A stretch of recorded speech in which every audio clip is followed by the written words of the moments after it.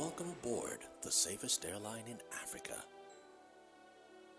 With industry-leading safety measures to protect your well-being. The first in Africa to earn a diamond standard of safety. Offering a more contactless, safe, and seamless experience. Delivered with a smile by Africa's first fully vaccinated crew. Creating special memories that bring the joy back to flying, so you can continue making memories with your loved ones. Book your flight with RwandAir today. RwandAir, the safest airline in Africa. RwandAir. I've been informed that Afesi has come back on. Afesi, I just want to give you now 2-3 minutes to make some, cross-cutting comments. The discussion went on. Keynote presenter referred to, things to do with systems change. And my understanding of systems change is that we need to reconfigure from old ways of doing things and, change and readjust, relearn and all that, retool and all that. I just want to find out from you, your perspective of government. Is it possible for government to join the private sector in easily reconfiguring its culture? Is it possible in Africa, Afetsi? Thank you very much. Yes, it is possible. Not only is it possible, but it is imperative that public and private sector collaborate to drive an enabling environment for Africa. Systems change, to me, it's about shifting the conditions that hold a problem in place, okay? Now, we all, for example, we all know, or we all agree that corruption is a problem, right? But what are the conditions that hold that problem in place? It's poverty. Without poverty, a lot of people won't have the need to be corrupt unless it's just sheer greed. For example, if you have a young police officer in any of our African countries, and his wife tells him, she wants to open a salon in their neighborhood because there is none in their neighborhood and a lot of women want to do their hair, but she needs $5,000 to set up a salon. And when she sets up that salon, she'll be able to contribute maybe $300 every month to their household income. There is no policy that provides a legitimate means for that young police officer to access $5,000. So he will go to work, and for every car he stops on the road, he will take $10 as bribe. In about 6 months, he'll be able to have saved up that $5,000 for his wife to open a salon. Now, if the government and private sector come together to create policies and practices that allow, that provide systems change or a shift to eradicate that problem, we won't have an issue like this. Again, most of our current policies as African countries have been outdated. We have copied. Hello? Can you hear me? Hello? Yes, I can. I just wanted you to provide more clarity. Are you saying that, are you providing a justification for corruption to get capital, to start business? No, you missed my point. Is that just a clarification? No, you missed my point. I am saying that we need both private sector and public sector, or private sector and government need to collaborate and design right policies that will allow to eradicate corruption. But the problem for corruption that I was saying is poverty. You see, my understanding of systems change is about shifting the conditions that hold the problem in place. So the condition here is corruption. The problem here is poverty. Okay. Are you clear? Yes, I just wanted to bring in the audience here. Just keep with us. But Sazini was shaking her head. I don't know whether in affirmation or in disagreement. Just in 30 seconds, why were you shaking your head? I immediately he made the example of the policeman, I immediately saw how it would be misconstrued as justifying corruption. But I'm glad that he's clarified it, because it did land itself there. But essentially, I think his fundamental point is that in the absence of a conducive environment that enables businesses to grow and people to strive, you will have the ills of capitalism coming through. And how to tackle that or mitigate that is for private sector and government to work together. And we have seen policies that have been created in some countries that have enabled that, that growth. And like today, the theme for the conference is around the AFCTA, right, AFTA? And we can see the impact that it will have. It reduces the trade barriers. And it is that kind of policy decisions from the AU in the creation of ACTA that we can see the potential of shifting systems that don't work to ones that become more enabling. Just a quick follow-up. Do you think that systems change is best led by the collaboration between government and private sector businesses working together with government, or is it better pushed, pursued by by the private sector, or is it by government? Which of the three can best achieve, systems shift? Simba earlier mentioned the importance of value chains and ecosystems. It is a collaborative approach. And I think in my keynote, I also did mention the importance of it being a collaborative approach. It is the ecosystem that needs to shift. It cannot be done by one group. And you will see with the SDGs, SDG 17 speaks to partnerships. The ability to create any shift in society, even the education system we're talking about. The panel spoke about the teachers, they spoke about the students, they spoke about the infrastructure. It is all led by different actors, and those actors need to come together to create the necessary shift to realize the change. Thanks a lot. Ladies and gentlemen, I need you to come in now at this time. I think 10 minutes left. I will give it back to the audience. Someone assist me with moving the microphones so that we can have any hands up, any hand up. Yes, the lady is firing the first shot here. Tell us your name and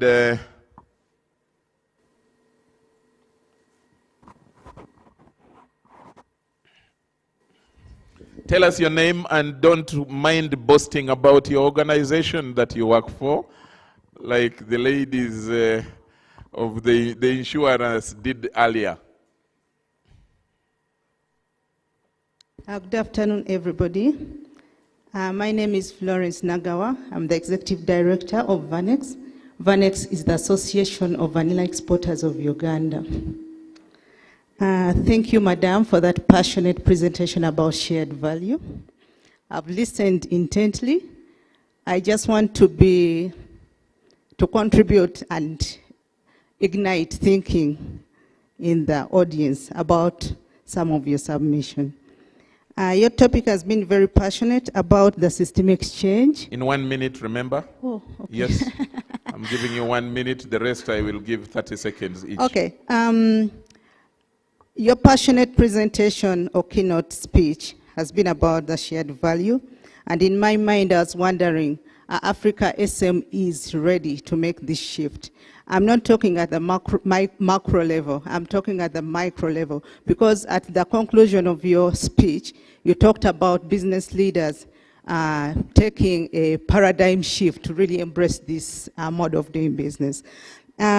Talking from my area of expertise, agribusiness, that's where I have many cases and examples, and looking at SMEs and how they operate. For example, I'm from Uganda, for the African audience. There are so many inherent inefficiencies in the system which don't speak to the concept you're promoting at this point. Of course, it could be as a result of struggles or SMEs trying to be afloat, to make it. And this includes a lot of like human rights abuses, sexual harassment, exploitation, not paying living wages, destruction of the environment with impunity, even in the face of regulating agencies. I think one of the speakers talked about corruption. So all those micro and macro tendencies which are existing in the way our SMEs are operating. Okay, I'll focus on Uganda. Do not speak to what you're trying to talk about. What do I conclude? I think the moderator talked about, could it be private sector and government? I think some of the examples you gave about some of these multinationals which have embraced this concept of shared value, like Nestle, it has been out of the public court, the consumers demanding for the systemic change, the pronouncement, the name and shame, I think is what we are seeing that is bringing about this forced systemic change. Business leaders being aware that they are on the spot, they better do the good and they better do right. Thank you so much. Thanks a lot, and thanks for that reminder. Thank you. There is a hand there, another one there. I will take those and then come back to the panel if there is no any other hand. Yeah. I Yes. just want to also 30 seconds, please. I want to come back on the topic, on the issue of shared value, especially SME level. At the micro level, we are seeing maybe cooperatives trying to mimic. But since we have the majority in our country, for example, dominated by SMEs, it will be good to know where across the continent shared value principle is practiced as example, so we can study more for the benefit of us here in Uganda. You sound very doubtful other than wanting to learn, No, but it's okay. I want to learn because So- the majority of our businesses are small. Yes, true. And here, for example, for me from agriculture, these SMEs are trying to cheat the farmer as much as possible. And yet they cannot Capitalism. exist without this farmer. And even the farmer, if they get an opportunity, they will want to cheat the SME. So They it will be good to see where it is working so we can pick a leaf. I like that doubt. And the description of the predatory nature of capitalism. I like her naming the ills of capitalism. And the capitalists are by nature predators and they want to eat their prey before they make money. There is a hand there. But very good questions, I must admit. Sazini, you will really have to shoulder those questions when we come back to you. Yes. Yes, my name is James Kiwanuka. I work for Capital Outdoor. We've been hearing a lot of very positive jargon about the growth of our businesses. All we are discussing here, I believe, is money matters. Yes. I am yet to hear the role of banks in helping the SMEs stand on their feet and be sustained there. Thank you. Good question. Is there anybody from the banking industry here? Anybody from the banking industry? Oh. I am. From EcoBank? From Housing Finance. Did you hear the question? You were just walking in. Kindly give her the microphone, and you entered right in time. Did you hear the question again? Yes. Aha, please go for it. Yeah, thank you very much. I would like to say good afternoon to you all, and also say that this afternoon we are going to have a session specifically talking about the role of banks in SME growth. So I would like to reserve my comments, my ideas, for that session in the afternoon. Thank you. Okay, but from the body language, the confidence is there, meaning that she knows that there is a powerful role that the banking industry plays. I will look forward to that. There was a hand there, finally. I saw a hand. Okay.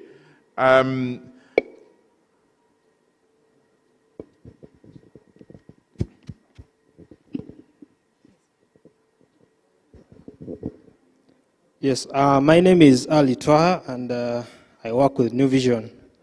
New Vision is a listed company on the stock, and trading has resumed, and our shares are doing quite well.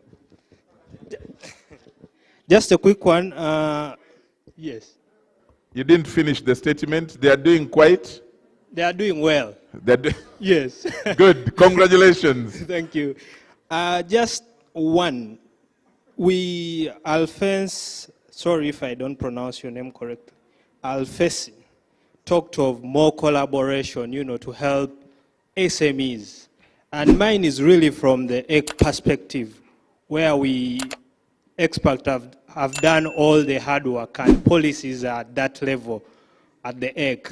But you have a situation where Uganda ratifies a policy, a tax policy, and then another member country or partner state doesn't, and it takes it 10 years, and it's the businesses that suffer to, move their products across borders. I just wanted to know, in such a situation, yes, we want to create that enabling environment. How do we navigate these, state politics? The disparities, yes, around in that. policy. Yes, thank you. Okay, thank you so much, Ali. You want to respond to that immediately? Yes, please go for it. I think that's primarily the role of why the AfCFTA was set up. It seeks to eliminate trade barriers, but it also implores countries to change policies to create an enabling environment for you to be able to get the shea butter that Simba was talking about from Uganda to Zimbabwe. So it is the primary role of why we have AfCFTA to do that, the Africa Free Continental Trade Area. It is creating that enabling environment. So I would say it would be worth your while to look into that. And actually, it has been ratified by more than 50 countries. So I know, for example, in Southern Africa, and actually the most progressive region has been the West Africa, where all the countries have ratified and opened up their borders and have changed policies to enable small businesses, medium and large, to trade across that. In Southern Africa, the same effort is there. Apart from the changes, because systemic change also means changing and acting the change. It's policy and regulatory. Okay, are they also implementing what they have? The policy frameworks have been changed. So, for example, where you've got your revenue authority, they have to give you preferential rates for you to be able to move your goods across the continent. That's what the role of AfCFTA is doing. And I will say the West Africans have been the most progressive, have revised by country their policy frameworks, their regulatory frameworks to create that enabling environment. And it is online. And they will be creating that African gateway, I think that's what they'll call it. As the Shared Value Africa initiative, we're also looking at creating a JAMI trade that allows entrepreneurs to communicate about goods and services that best serve and the requirements across the continent. Okay, thanks a lot. There was a question, are the SMEs prepared for the system change? There was a question, the other question and was then the question of what model is there to see that of shared values in Africa. Yes, so let me go to the gentleman who spoke about the farmer and the SME. Yeah. It is interesting that you see the farmer not as a business, because they are a business. They run a business. As the SME is a business and it runs a business. And the need to move away from a capitalist system where we actually, as you would have heard in my keynote, where it is about financial return and not looking at the business agenda being a social agenda and working according to creating shared value. If you start looking at it from that perspective, which is what my thesis puts forward or my keynote puts forward, is that let's move away from the capitalist system that drives that kind of agenda and provides those social ills that you've spoken about. Our inability on this continent to embrace creating shared value perpetuates the way we do business. And that's where the systems change needs to happen. I think I've covered both. Thank you so much. Hilda Topachu online says, sometimes some of us, the educated, hold on to the certificates unaware of and not bold enough to start. That's why more of such discussions on shifting the mindset should also go to the lower family units and communities where mindsets are shaped and nurtured. Then he says, I do think that we should take the mindset shift to our smaller communities where we can actually have meaningful impacts, however small. Do employers recognize experiences from informal business setups? And then Terence Chambati says, to Simba, I think he has decided to shorten the name of Simbarashe to make it more Ugandan, but it's okay. I hope the meaning doesn't change. But he says, having a policy which states that there should be an ESG and digital transformation representative on the board is great and a positive change to the current system. How practical is it for SMEs to implement, considering they normally don't start off with boards? Those are the comments from online, from the virtual audience. Finally, now let me call him Simba. Simba, make your comment, final comment in 30 seconds and take into consideration the question by the online audience. Simba Rashe? Thank you. I think I was taking some notes where they talked of can SMEs implement environmental issues, livable wages, abuses, cheating the farmer, predators, predators being part of the capitalism type of doing business. I think, ladies and gentlemen, one fundamental thing that you must understand that it is a value system that we inherit internally that determines whether or not we can approach the shared value model. If you look at companies like Nestle or multinationals, Africa is not their home. They don't really care about the neighbor. They really care about the money that they put into the product that they put into a market and the dividends that go to Switzerland, New York Stock Exchange, London Stock Exchange, right? If you're a farmer, what role do you have to play in your community? As they say, charity begins at home. So the shared value business model begins at home. What are your personal values? So if you look at Tiki, the lady who founded the Shared Value Africa Initiative and Shift Impact, this is not a job for her. It's a personal calling, it's a passion, it's inherent in the value systems and everything that she advocates for. So if you're a farmer or you're an SME, and it's within your value system to see the prosperity of your next door neighbor in biblical principles, I'm sure Islam or many other religions share the same. The shared value model is not difficult to adopt. It's something that you have to look at internally. We can't say because multinationals don't do it, because the banks are not funding, because there's no law against it. These systems, these value chains did not come to pass in communities or societies where trade has started thousands of years ago. They grew from the inherent value systems of the people that promote a particular industry, which are the individuals. So we have to look at ourselves internally in order to implement what's good for our fellow man and in order for us to make our business profitable and sustainable. It's an internal value system. Thank you so much. Thanks a lot, Simbarashe. Let's hear a final comment from Afetse from Ghana. In addition to what Simba just said, you don't have to be a big corporation to implement shared value or practice the concept of shared value. Actually, the smaller you are, the easier it is for you to introduce and grow with the concept of shared value and collaborate with your neighbor. So it starts at home. Everything starts at home. So you don't have to be a big corporation. As a startup, you don't need a board or anything. Whatever business model you're doing, you can incorporate the concept of shared value and the various principles of the SDGs.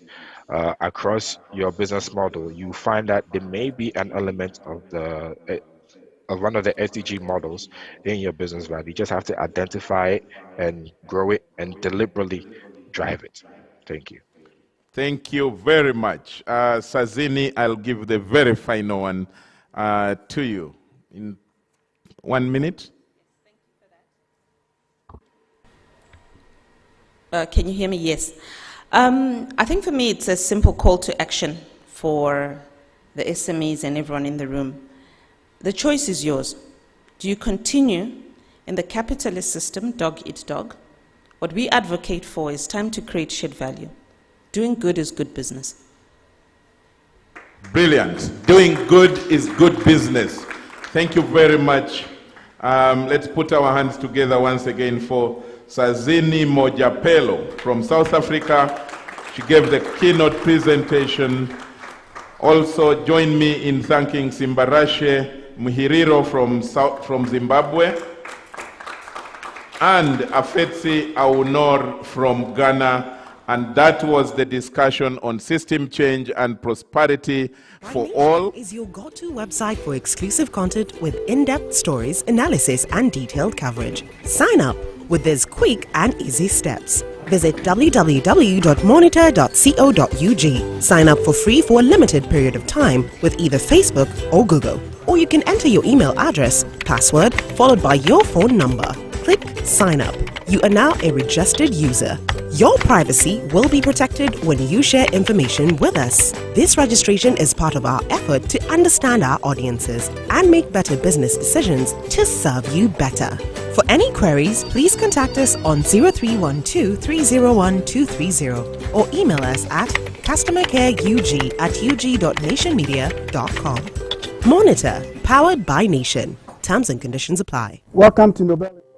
Internet is not only important, but is part of us now. We use it in our studies, at work, home, and while going about our daily errands. However, an inconsistent internet connection is common and can be frustrating.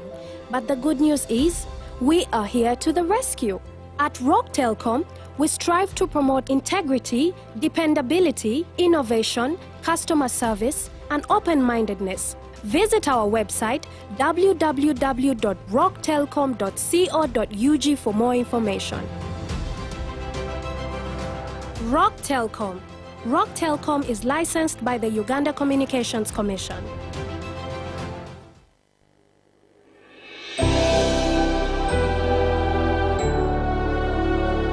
Welcome aboard the safest airline in Africa. With industry-leading safety measures to protect your well-being. The first in Africa to earn a diamond standard of safety. Offering a more contactless, safe, and seamless experience. Delivered with a smile by Africa's first fully vaccinated crew. Creating special memories that bring the joy back to flying, so you can continue making memories with your loved ones. Book your flight with RwandAir today. RwandAir, the safest airline in Africa. RwandAir, fly the dream of Africa. So we pick travelers, our typical customers are people flying in and out of the country. So we pick those from the airport to wherever they're going and back. And we do this through a network of driver partners for whom we give regular business and improve livelihoods. They can book through WhatsApp, they can call us, they can email us. You know, we just try to make it as simple and convenient, as seamless as possible for our customers.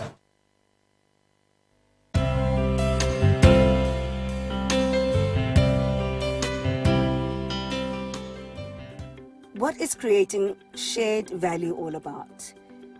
CSV is short for Creating Shared Value. It is a powerful business management concept that can promote companies to think differently about their approach to social and environmental issues. It is a strategy for addressing society's challenges through profitable business models. It's all about policies and practices that enhance the competitiveness of companies while improving social and environmental conditions in the regions in which they operate. CSV is not CSR. Creating shared value goes beyond philanthropy or corporate social responsibility. Shared value is not about personal values.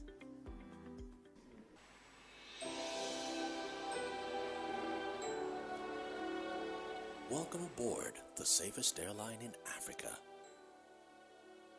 With industry-leading safety measures to protect your well-being. The first in Africa to earn a diamond standard of safety. Offering a more contactless, safe, and seamless experience. Delivered with a smile by Africa's first fully vaccinated crew. Creating special memories that bring the joy back to flying, so you can continue making memories with your loved ones. Book your flight with RwandAir today. RwandAir, the safest airline in Africa. RwandAir.